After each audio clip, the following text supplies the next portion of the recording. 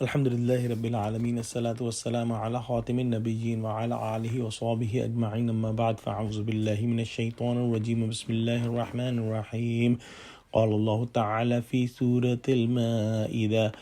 اذ قال اللہ یا عیسی ابن مریم اذکر نعمتی علیک وعلی والدتک اذ ایدتک بروح القدس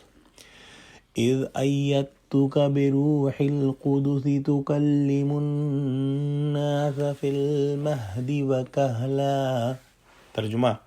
جب خدا عیسیٰ سے فرمائے گا کہ اے عیسیٰ بن مریم، میرے ان احسانوں کو یاد کرو جو میں نے تم پر اور تمہاری والدہ پر کیے، جب میں نے روح القدس یعنی جبرائیل سے تمہاری مدد کی، تم جھولے میں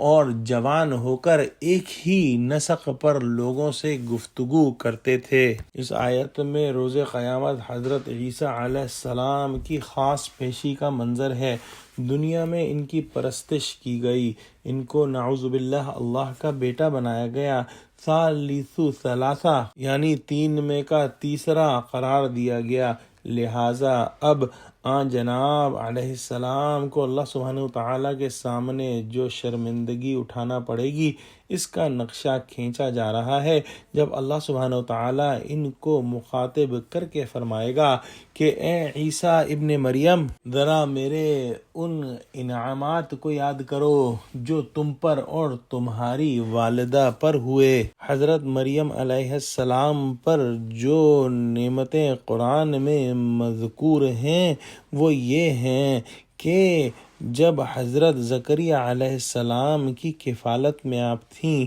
تو غیب سے ان کے پاس پھل آتے تھے، ان کو اللہ سبحانہ وتعالیٰ نے پاک دامن رکھا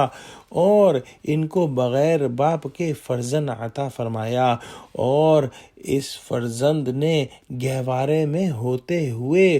بات کی، اور جو نعمتیں حضرت عیسیٰ علیہ السلام پر اللہ سبحانہ وتعالی نے عطا فرمائیں وہ یہ کہ اول تو انہیں حضرت مریم علیہ السلام کے بطن سے پیدا فرمایا جو اللہ کی برگزیدہ بندی تھیں، اور بنی اسرائیل سے آپ علیہ السلام کی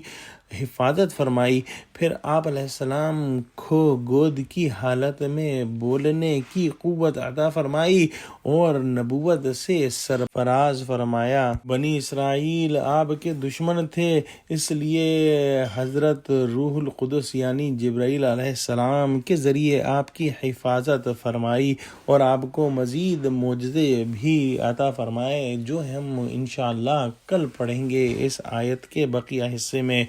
ایک بات یہاں نوٹ کرنے کی ہے کہ اللہ سبحانہ وتعالیٰ نے فرمایا کہ تکلم الناس فی المہد وکہلا، یعنی کہ تم گفتگو کرتے تھے لوگوں کے ساتھ پنگھوڑے میں بھی اور بڑی عمر کو پہنچ کر بھی، اور یہ عمر جو ہے حضرت عیسیٰ علیہ السلام کی دنیا میں ابھی نہیں آئی تھی کہ ان کو آسمان پر اٹھا لیا گیا۔ کہلا کی عمر